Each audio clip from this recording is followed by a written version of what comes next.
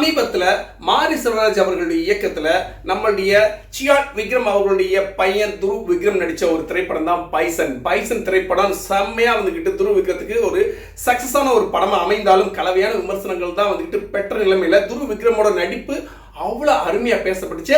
அதுக்கப்புறம் துருவ் விக்ரம் என்ன படத்தில் நடிப்பார் அப்படிங்கிற ஒரு விஷயம் வந்து ரொம்ப எதிர்பார்க்கப்பட்ட சூழ்நிலையில் மணிரத்னம் அவர்களுடைய டைரக்ஷனில் தான் துருவ் விக்ரம் ஒரு படம் நடிக்க போகிறாருங்கிற விஷயம் வந்து அப்படி இப்படின்னு அரசு புரசலாக வந்துச்சு. ஆனால் இன்னும் உறுதி செய்யப்படவில்லை. இதற்கு இடையில துருவ் விக்ரம் 3 வருஷத்துக்கு முன்னாடி ஹிந்தியில கில் அப்படின்னு சொல்லி ஒரு படம் வந்து ரிலீஸ் ஆச்சு. இந்த திரைப்படம் முழுக்க 100% ரத்தம் தெறிக்க ஒரு ஆக்ஷன் மூவி.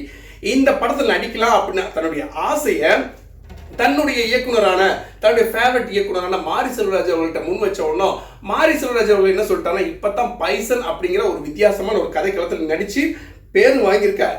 அதுக்கு முந்தைய இந்த மாதிரி திரைப்படங்கள் நடிக்காத அப்படிங்கிற தன்னுடைய விருப்பத்தை சொன்னவனும் தன்னுடைய கருத்தை சொன்னவனும் கொஞ்சம் கூட யோசிக்காம துருவ் விக்ரம் அவர்கள் இந்த திரைப்படத்தில் நடிக்கல, ஆசானே தெய்வமே நான் திரைப்படத்தில் நடிக்கல, பின்வாங்கிக்கிறேன் அப்படிங்கிற மாதிரி ஒரு விஷயங்கள் வந்து இந்த கோலிவுட் வட்டாரங்களில் ரொம்ப பரபரப்பாக பேசப்பட்டு இருக்கு. மீண்டும் ஒரு தகவலுடன்